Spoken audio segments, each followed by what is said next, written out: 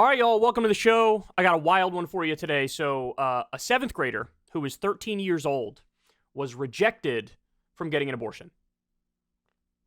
And the story, believe it or not, even though it's as dark can be, it actually gets darker. So hang in there for that.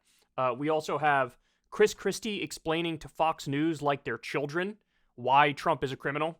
He slowly walks them through it. Then we have Trump is honestly just begging to be put behind bars at this point and have his pre-trial release revoked. And then we also have Sean Hannity and Ben Shapiro absolutely shatter the hypocrisy meter. When I show you the before and after, their takes here, I don't understand why anybody on the planet of any political persuasion, of any age, etc., would take these people seriously. All right, so without further ado, we'll jump into it here in just a second. You guys know the deal. Shameless plug. I've been begging you to subscribe to this channel for the very simple reason that my wife is about to surpass me in subs. And that I cannot stand for.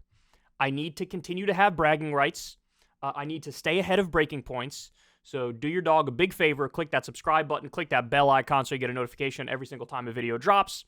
And of course, much love to everybody who supports this show on Patreon. And much love to everybody who tips through the thanks button on YouTube, which is right below. Please consider supporting. I've never had a conversation with an advertiser. I'm very proud of that fact. But we try to build it through small dollar donors. And definitely go sign up for Crystal, Kyle, and Friends on Substack. You won't regret it. We've been having a lot of phenomenal debates recently. Definitely check that stuff out. All right, so let's go ahead and dive into this here. So Christie, of course, has been running a kamikaze campaign against Donald Trump. A lot of interesting stuff happening around his campaign. We'll probably talk more about that either later today or tomorrow. But he's been going all over the place. He's been going on liberal outlets and conservative outlets and going to New Hampshire and Iowa and giving speeches and all that stuff. Here he is. He went on Fox News. And this clip is really fascinating because he really tries to pierce that bubble. Is that a phrase? Is that a thing? Prick that bubble? I don't know. Anyway, he goes in there and explains to them very slowly and carefully, hey guys, here's why Trump is a criminal. Here's why this actually is a big deal. This is a really good clip. Let's take a look. This is from President Trump himself. He said this politically inspired indictment, which could have been brought close to 3 years ago, was tailored for placement right smack in the middle of my political campaign where I am leading all Republicans. Is there something to that? That if she nothing. Could she have done this before? It's not. There's nothing to it. Look, and if she had charged him 3 years ago, he would have said, what a rush to judgment. There's been no investigation. No one's looked into this. And now they're just charging me for political reasons. He wants to have his cake and eat it too. If, in fact, the charges had happened 3 years ago, he would have said there was no investigation. It's a rush to judgment. If they happened after a full investigation, he says, well, now it was time to work with the campaign. Oh, that is 100% accurate. There's always gonna be an excuse. There's always gonna be like a meta level point as to why this whole thing is bogus. This whole thing shouldn't be allowed. But you should be able to see through that pretty clearly if you have a minimum IQ in this situation. But it is not an excuse not for the justice system to continue to operate. And I think all of these judges, in the end, will make decisions based upon reasonable availability of all the witnesses and everyone else.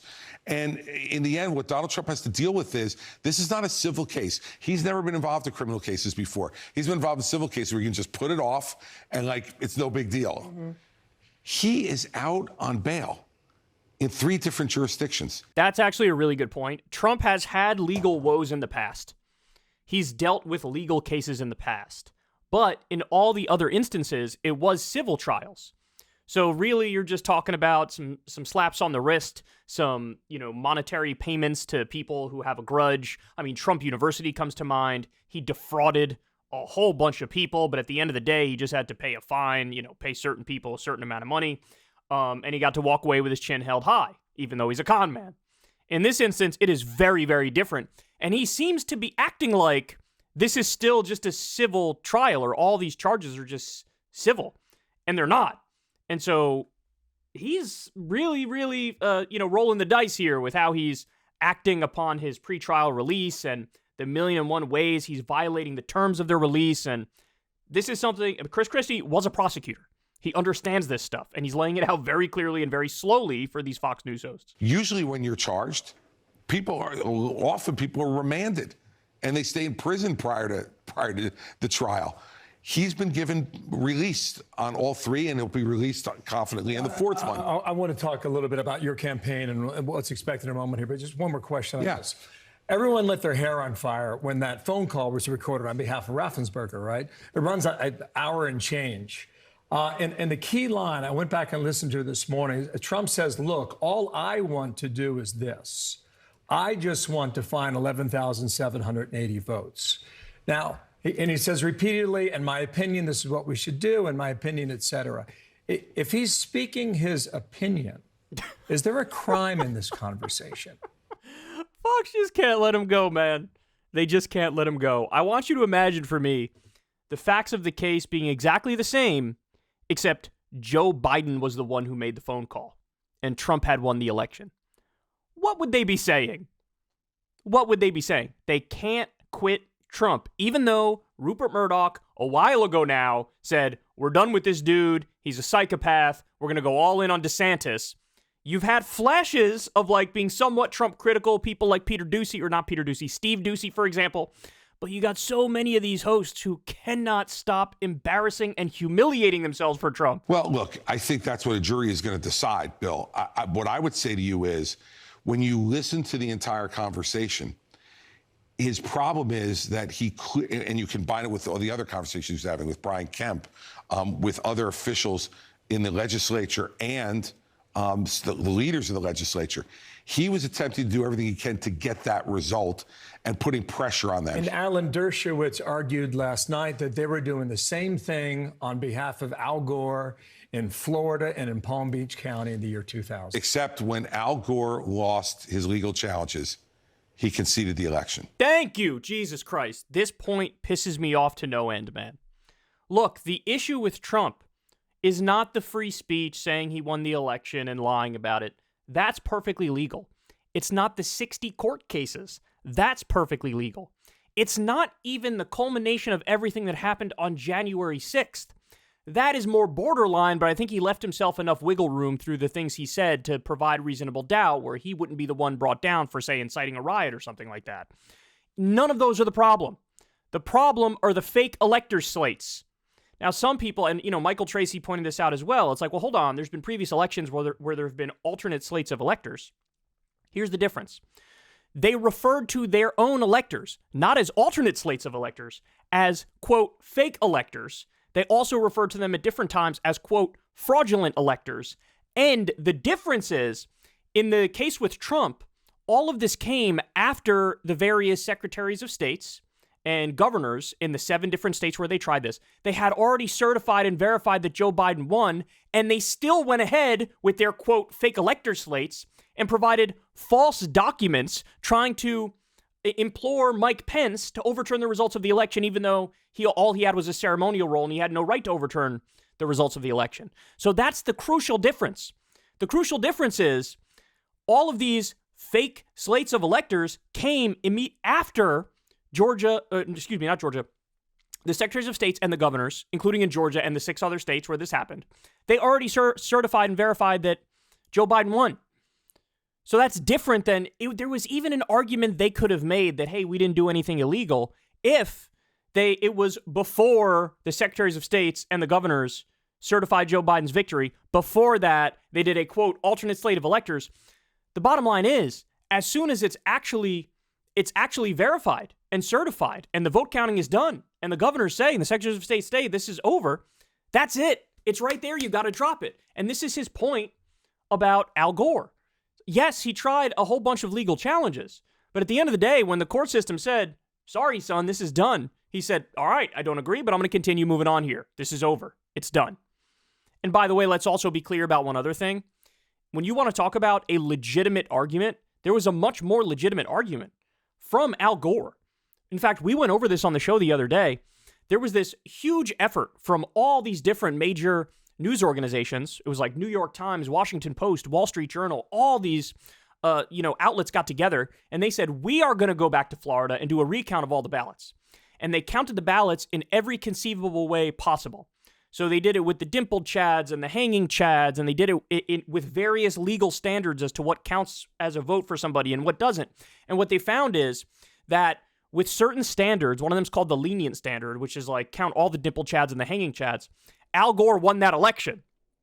So in the case of Al Gore, he conceded and he backed away when the legal system said it was over, even though empirically, factually, in reality, he got more votes in Florida, which means he should have been president. So Al Gore had a much better argument to go down a path like this than Trump did, and he still didn't do it. So when they invoke Al Gore, it is a horrible argument because it actually makes the opposite of the point that they're trying to make. Here's a guy who, at least according to some ways of recounting it, won the election, and he still conceded after he exhausted all of his legal challenges. Al Gore took it all the way to the United States Supreme Court. He availed himself of all the legal challenges, Bill. And then when the courts were done, Al Gore said, I still don't agree with it, but the courts are done. I'm backing off. Donald Trump has been much different. And I said this to the president in December of 2020, the last time he and I spoke. I said, you've availed yourself of the courts. There's nothing left. You need to concede the election. And he said, I will never, ever, ever admit it. Mm-hmm.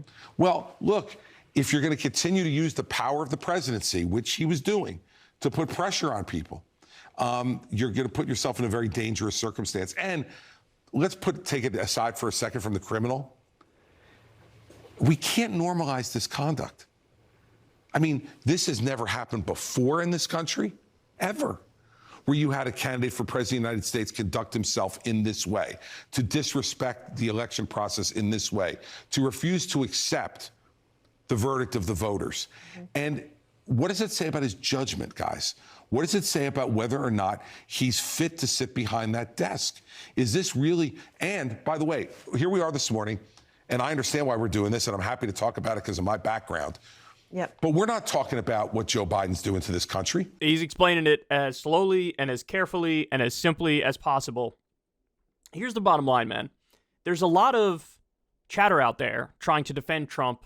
One of the major things they're hanging on is free speech, free speech, free speech. You're going to notice something, guys. And take note of this. Seriously, look for it. I haven't seen a single person defending Trump on this that dives into the details in any way, shape, or form. There are 91 different criminal charges against Trump. 91. Have you ever seen somebody on the right go charge for charge, get into the details and the specifics? Falsifying business records in the first degree, 34 counts. This is a New York case. Has anybody gone, hey, here's count number 1, here's count number 2, here's count number 3, here's why count number 1 makes no sense, here's why count number 2 makes no sense, here's why count number 3 is wrong. Nobody's ever done that. Nobody's ever done that. Willful retention of national defense information, 32 examples. Conspiracy to obstruct justice, 1. Withholding a document or record from an official proceeding, 1. Corruptly concealing a document or record from an official proceeding, 1. And of course, they have him on tape saying, I used to be able to declassify this, now I can't declassify this, but anyway, you want to see it? They have him on tape. And a lot of this stuff is the highest level of secrecy. It's classified as top secret. It's like nuclear secrets. It's plans about attacking Iran. I mean, this is crazy. Has anybody ever gone into the specifics with you to say, here's why all of these charges are bogus? Because you know what? Here's the reality, guys. Anybody who's minimally honest might tell you, I'm talking about people on the right now, they might tell you, yeah, you know what? I think this charge and this charge and this charge, that's a stretch. Here's why that makes no sense to me. But I got to keep it real. Of the 91 charges, I found 12 of them that I think are legit. Are any of them doing that? No.